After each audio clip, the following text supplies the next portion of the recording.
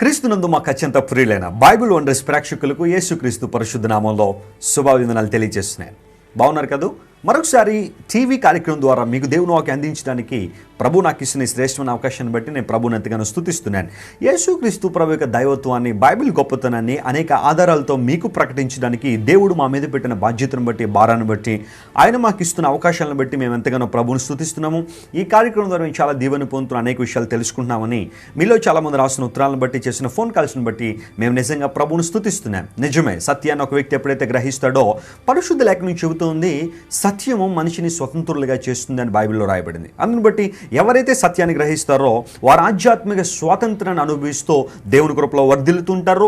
దేవుని వాక్యాన్ని మీరు ప్రేమించండి, వాక్య ప్రకారం జీవించండి. వాక్య ప్రకారం మీరు మీ జీవితాలను కట్టుకోగలిగితే యేసుక్రీస్తు ప్రభు వారు మీ జీవితాలు అనేకమైన అద్భుతాలు, ఆశ్చర్యకార్యాలు జరిగిస్తారని ఓ దేవుని సేవకునిగా మీకు తెలియజేస్తున్నాను. ఈ ప్రత్యేకమైన కార్యక్రమంలో who is the real hero of Titanic అనే అంశాన్ని మీ ముందు ఉంచాలని నేను కోరుతున్నాను. మానవ చరిత్రలో అనుదినం ఎన్నో సంఘటనలు జరుగుతూనే ఉన్నాయి. వాటిల్లో కొన్ని మధురమైన మధురానుభూతులు, మరికొన్ని విచారకరమైన విషాద సంఘటనలు, కొన్ని మానవుని ఆకాశానికి ఎత్తివేసే సంఘటనలు, మరికొన్ని పాతాళానికి అనగద్రొక్కే సంఘటనలు. ఏది ఏమైనా చరిత్ర మనకు కొన్ని పాఠాలు నేర్పిస్తుంది అనటంలో సందేహం లేదు. మానవుని జ్ఞానం ఎంత ఉన్నతమైనదైనప్పటికీ ఎక్కడో చోటు చేసుకుని ఉన్న ఒక చిన్న పొరపాటు మానవునికి తీవ్ర ఆవేదనను మిగిల్చుతూనే ఉంది. టైటానిక్ దుర్ఘటన కూడా అచ్చం అలాంటిదే. చరిత్రలో సుస్థిర స్థానం సంపాదించుకుని సువర్ణ అక్షరాలతో ఈ సంఘటనను లిఖించాలని ఆశపడిన వారి ఆశ అడియాసగానే మిగిలిపోయింది. వాస్తవ సంఘటనలను డాక్టర్ జాన్ వెస్లీ గారి ద్వారా గ్రహించుదాం. సాధారణంగా టైటానిక్ అనే మాట మనందరికీ కూడా పరిచయమే. దాదాపు టైటానిక్ చరిత్ర ప్రతి ఒక్కరికి తెలిసిందే. 1912 సంవత్సరంలో జరిగిన విషాదకరణ సంఘటనను 1992 సంవత్సరంలో హాలీవుడ్ డైరెక్టర్ జేమ్స్ కెమెరూన్ దాదాపు 5 సంవత్సరాలు ప్రయాసపడి 1997 సంవత్సరంలో టైటానిక్ అనే మూవీని ప్రపంచానికి అందించారు. ఆ మూవీ ద్వారా 1912లో జరిగిన సంఘటన బహుశా ఎలాగే జరుగుంటుందేమో అన్నంత స్పష్టంగా ఆ చిత్రాన్ని రూపకల్పన చేశారు. ఆ టైటానిక్ ఒరిజినల్ పిక్చర్స్ అన్ని కూడా కలెక్ట్ చేసి అది ఎలా ఉందో ఎట్టకేలకు అలాంటి వాడిని తయారు చేయడం, ఆనాటి టైంలో వ్యక్తులు ఎలా ఉండేవారో వారి యొక్క ఫొటోస్ని పరిశీలన చేసి అలాంటి వ్యక్తుల్ని తీసుకొచ్చి మరలా ఈ చిత్రంలో నటింపు చేయడం అనేది టైటానిక్ యొక్క ప్రత్యేకత. మనందరికీ తెలుసు టైటానిక్ అనే ఆ చిత్రంలో హీరోగా వ్యవహరించాడు లియోనార్డో డికాప్రియో అని మీరు చూస్తున్న వ్యక్తి. సాధారణంగా who is the hero of Titanic అంటే ప్రతి ఒక్కరు కూడా లియోనార్డో డికాప్రియో అని చూపిస్తూ ఉంటారు. కాకపోతే ఇతను టైటానిక్లో అసలు రియల్ హీరో మరొక వ్యక్తి ఉన్నాడు. ఆ వ్యక్తి యొక్క చరిత్రను మీ ముందు ఉంచాలనేదే నా యొక్క ప్రయత్నం. ఈ ప్రయత్నం ద్వారా మీరు సత్యాన్ని గ్రహించాలనేదే నా ఉద్దేశం. Who is the real hero of Titanic అనే అంశాన్ని మీరు జాగ్రత్తగా పరిశీలించండి. అసలు ప్రపంచంలో నిజమైన హీరోలు ఎవరో ఈ రోజున మనం తెలుసుకోబోతున్నాం.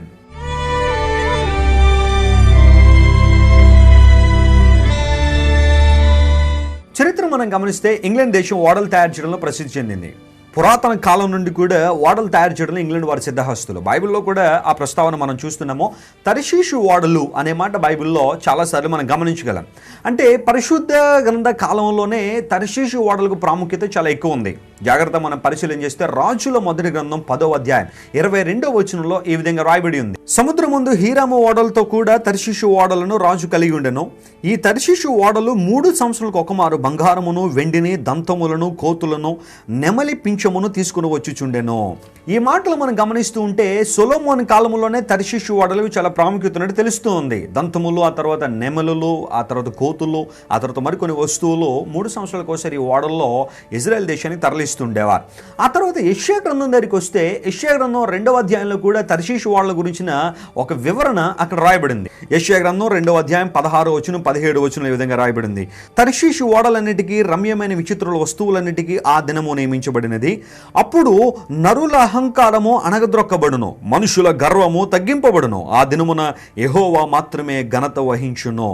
ఈ మాటలు మనం చూస్తూ ఉంటే తర్షీషు పట్టణస్థులు గర్విష్ఠులని, వారు ఈ తర్షీషు ఓడలను బట్టి అహంకారంగా కనబడుతున్నారని, ఒక దినము నియమించబడింది, ఆ దినమున వారి యొక్క గర్వము అణిచివేయబడుతుందని పరిశుద్ధ లేఖనంలో ప్రవచనం కూడా తర్షీషు ఓడల గురించి రాయబడింది. అంటే బైబిల్లో మనం జాగ్రత్తగా చూస్తూ ఉంటే తర్షీషు ఓడలు ప్రసిద్ధి చెందినవని స్పష్టంగా ఈ 2 వచనాల ద్వారా మనకు కనబడుతూ ఉంది. ఈ టైటానిక్ కూడా ఇంగ్లాండ్ దేశస్తులు తయారు చేసిందే. అంతవరకు కూడా చెక్కలతో చేయబడిన ఓడలతో ప్రయాణం చేస్తుండేవారు. కానీ టైటానిక్ ఉన్న ప్రత్యేకత ఏంటంటే ఇది మొట్టమొదటిగా మెటల్తో చేయబడిన ఓడగా గుర్తించబడింది. అనగా మెటల్ ఉపయోగించి ఓడను తయారు చేయడం టైటానిక్ నుంచే ప్రారంభించబడింది.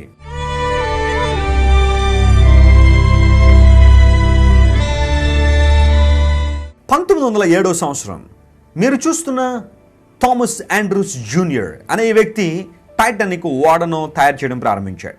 అంతవరకు ఈయన ఐర్లాండ్ దేశంలో బెల్ఫాస్ట్లో ఉండేవారు. ఈయన 1873 సంవత్సరంలో ఐర్లాండ్ దేశంలో జన్మించారు.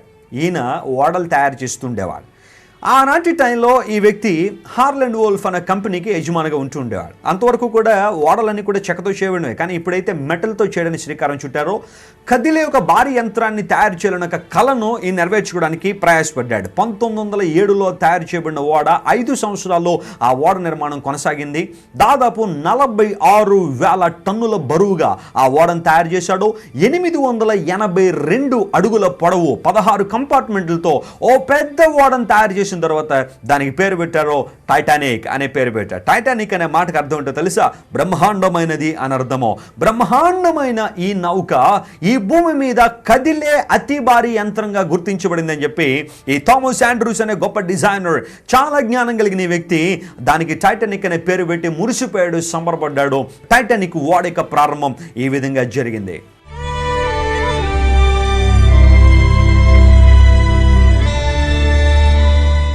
టైటానిక్ ఓడ నిర్మాణం చాలా అద్భుతంగా కొనసాగింది. మునుపెన్నడూ లేని విధంగా చాలా అత్యద్భుతమైన విషయాలతో టైటానిక్ రూపకల్పన జరిగింది. రమ్యమైన వస్తువులతో నిర్మాణం కొనసాగింది. నేను ఇదివరకు చెప్పినట్టు 5 సంవత్సరాలు సుదీర్ఘంగా ఈ ఓడను తయారు చేసిన తర్వాత ఇది ఆ అట్లాంటిక్ మహాసముద్రంలో ప్రయాణం చేయడానికి సిద్ధపడింది. ప్రస్తుత మారక ద్రవ్యంలో మనం చెప్పుకోవాలంటే అక్షరాల 2,000 కోట్ల రూపాయలు ఆనాటి టైంలోనే ఖర్చు పెట్టారు. అంటే 1912 సంవత్సరంలోనే 2,000 కోట్ల రూపాయలు దీన్ని ఖర్చు పెట్టారని మీరు ఊహించవచ్చు దీనికి ఎంత ఖర్చు అయిందో. ఆ తర్వాత ఓడ నడపాలంటే చాలా అనుభవజ్ఞుడైన కెప్టెన్ కావాలి. ఓడ నడిపేవారిని కెప్టెన్ అంటారు.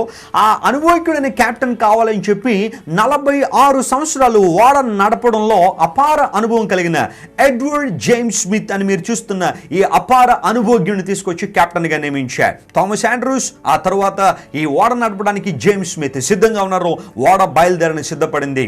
ప్రియులారా గమనించండి, టైటానిక్ ఓడ ఎప్పుడైతే నిర్మాణం చేయబడిందో 16 కంపార్ట్మెంట్లుగా ఆ టైటానిక్ ను డిజైన్ చేసిన తర్వాత first class, second class, third class గా ఆ టైటానిక్ ను రూపకల్పన చేశారు. ఫస్ట్ క్లాస్ లో ప్రయాణం చేయాలంటే అది అత్యధికమైన ధనికులకు మాత్రమే సాధ్యపడే అంశము.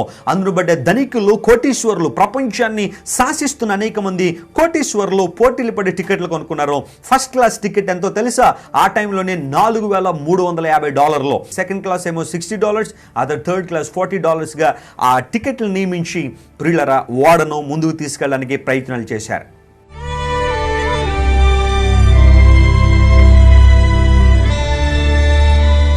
కిక్కిరిసిన జనంతో, రెట్టింపు ఉత్సాహంతో 1912 సంవత్సరం ఏప్రిల్ 10వ తారీఖున ఇంగ్లాండ్ దేశం నుండి టైటానిక్ ఓడ బయలుదేరింది. అనుభవజ్ఞుడైన, అపార అనుభవజ్ఞుడైన కెప్టెన్, ఆ తర్వాత సునిశ్చితమైన జ్ఞానం కలిగిన డిజైనర్ థామస్ ఆండ్రూస్, ఆ తర్వాత చాలా మంది గొప్ప వ్యక్తులు టైటానిక్ ఓడలో ప్రయాణానికి శ్రీకారం చుట్టారు. అనేక మంది బంధువులు, స్నేహితుల యొక్క వీడ్కోల మధ్య టైటానిక్ ఓడ అట్లాంటిక్లోని దూసుకుని వెళ్ళిపోయింది. అలా వెళుతున్న టైటానిక్ ఓడ చాలా సంతోషంగా, ఆనందంగా ప్రజలందరూ కూడా టైటానిక్లో గడుపుతున్నారు. మరి చాలా అమూల్యమైన, చాలా ప్రశస్తమైన ఆహార పదార్థాలతో మొత్తం ఓడంతా కూడా నింపేసుకున్నారు. కొన్ని నెలల పాటు జరిగే ఆ ప్రయాణంలో ప్రతి ఒక్కరూ సంతోషంగా ముందుకెళ్ళాలి, అందరూ కూడా అమెరికా దేశం చేరుకోవాలనేది వారి ఉద్దేశం. అలా వెళుతున్నప్పుడు టైటానిక్ ఓడలో వైర్లెస్ ఆపరేటర్గా హెరాల్డ్ బ్రైడ్ అనే ఒక వ్యక్తి ఆనాటి టైంలో బాధ్యతలు నిర్వహిస్తున్నాడు. హెరాల్డ్ బ్రైడ్ ఆయన ఆ బాధ్యతలు నిర్వహిస్తున్నప్పుడు అతనుకున్న వైర్లెస్ సెట్లలో కొన్ని మాటలు వినబడుతున్నాయి. అదేనంటే టైటానిక్ ఓడ చాలా వేగంగా ముందుకు సాగిపోతా ఉంది. ముందేమో ఐస్ బర్గ్స్ ఉన్నాయి, మంచు కొండలు ఉన్నాయి. వాటిని కనుక ఢీ కొడితే టైటానిక్ మునిగిపోద్ది. కాబట్టి మీ మీరు వేగాన్ని తగ్గించి దిశను మార్చండి అనే కొన్ని సంకేతాలు వైర్లెస్ సెట్లో ఆ హెరాల్డ్ బ్రైడ్ విన్నాడు. వెంటనే థామస్ ఆండ్రూస్, ఆ తర్వాత జేమ్స్ స్మిత్ వీళ్ళందరూ కూడా వచ్చారు. ముగ్గురు కలిసి మాట్లాడుకున్న టైంలో జేమ్స్ స్మిత్ ఆ తర్వాత థామస్ ఆండ్రూస్ అంటారు, this Titanic is virtually unsinkable. Titanic అనేది మునగదు అనే మాట చెబితే అప్పుడు థామస్ ఆండ్రూస్ ఏమంటాడు తెలుసా, not even God can sink it. దేవుడు కూడా టైటానిక్ ను ఏమీ చేయలేడు, దేవుడు కూడా టైటానిక్ ను ముంచలేడు. ఎంత డబ్బు పెట్టి కట్టామో తెలుసా, దీన్ని తయారు చేయడానికి ఎంత జ్ఞానాన్ని ఉపయోగించానో తెలుసా. ఇది మెటల్ తో చేయబడిన వాడ కాబట్టి ఎటువంటి ఐస్బర్గ్ అడ్డొచ్చినా దాన్ని ఢీకొట్టి తుత్తునీలుగా చేసి టైటానిక్ వాడ ముందుకెళ్ళిపోద్ది తప్ప ఇది మునగడం అసాధ్యం అనే గర్వంతో అహంకారంతో థామస్ ఆండ్రూస్ ఎప్పుడైతే మాట్లాడాడో, వేగాన్ని తగ్గించలేదో, టైటానిక్ ను ముందుకు నడిపించారో, హెచ్చరికలు ఖాతరు చేయలేదు. వారికి వచ్చిన హెచ్చరికలను ఖాతరు చేయనందువలన టైటానిక్ వాడ వెళ్తూ ప్రియులరా ఒక చోటుకు వచ్చేసరికి ఐస్బర్గ్ ఢీకొంది, మంచు కొండను ఢీకొంది. అది 1912 సంవత్సరం ఏప్రిల్ 14వ తారీఖు రాత్రి. అప్పటికి థామస్ ఆండ్రూస్ నిద్రలో ఉన్నాడు. ఎప్పుడైతే ఐస్బర్గ్ని ఈ టైటానిక్ ఢీకొందో ప్రజలందరూ కూడా త్రుళ్ళిపడి లేచారు. ఏం జరుగుతుందో తెలియక ఆందోళన, కలవరం మనుషుల్లో ఉంది. వచ్చి అడిగారు, అయ్యా జేమ్స్ స్మిత్ ఏం జరిగింది? ఏదైతే జరగకూడదో అదే జరిగింది. టైటానిక్ మరికొద్దిసేపట్లో మునిగిపోబోతా ఉంది. టైటానిక్ మరికొద్దిసేపట్లో మునిగిపోబోతుందని ఎప్పుడైతే విన్నారో ప్రజలందరూ కేకలు వేయడం ప్రారంభించారు. థామస్ ఆండ్రూస్కి ఏం చేయాలో అర్థం కావట్లేదు. ముఖం అంతా కలవరంతో నింపబడింది. అయ్యో దేవుడు కూడా దీన్ని ఏమీ చేయలేడు అనుకున్నాను, కానీ ఒక చిన్న ఐస్బర్గ్కి టైటానిక్ వాడు ఢీకొని మునిగిపోతుంది. కంపార్ట్మెంట్స్లో నీళ్ళు రావడం ప్రారంభించినాయి. అడుగు బాగా ఇంజిన్లో నీళ్ళు వెళ్ళిపోయినాయి. ఒక్కొక్క కంపార్ట్మెంట్లో నీళ్ళు రావడం ప్రారంభించింది. టైటానిక్ ఎంతసేపట్లో మునిగిపోద్ది? 1 లేదా 2 గంటల్లో మునిగిపోద్ది.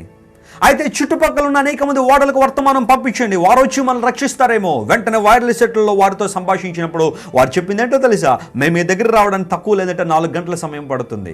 ఆఖరి ఛాన్స్ కూడా లేదు. ప్రియులారా మీరు గమనించండి, చరిత్రలో అత్యంత విషాదకరమైన సంఘటన, మానవ చరిత్ర ఎన్నడూ మరిచిపోలేని విషాదకరమైన సంఘటన చోటు చేసుకుంది.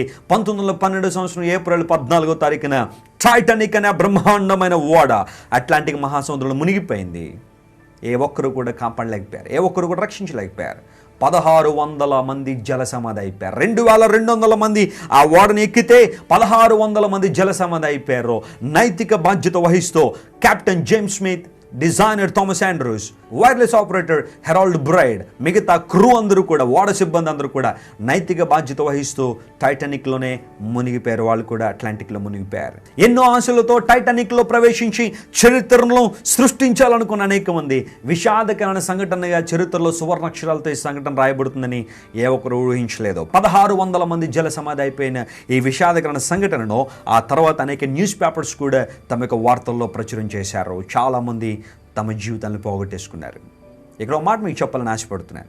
టైటానిక్ మునిగిపోవడానికి కారణం ఏంటి? టైటానిక్ ఎందుకు మునిగిపోయింది అని ఆలోచన చేస్తే టైటానిక్ మునిగిపోవడానికి కారణం ఇంజిన్లో లోపం వచ్చి కాదు.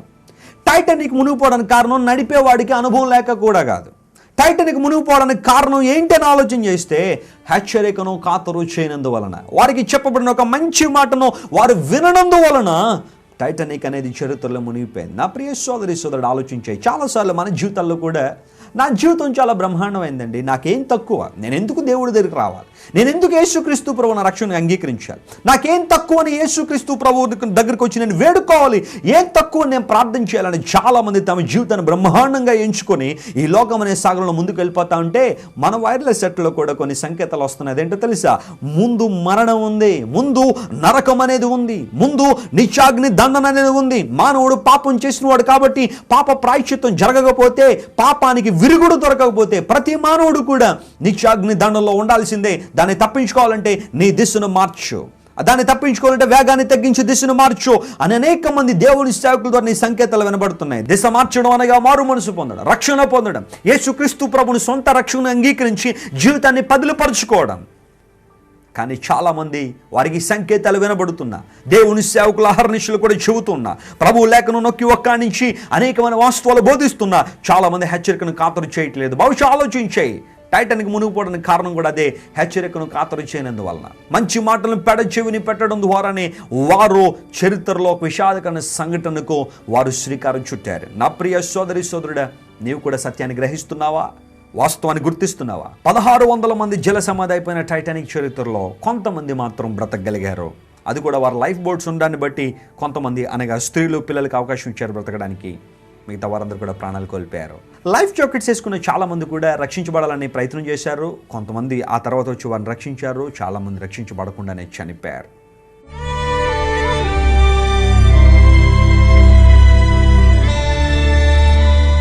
ప్రపంచంలో కోటీశ్వరులుగా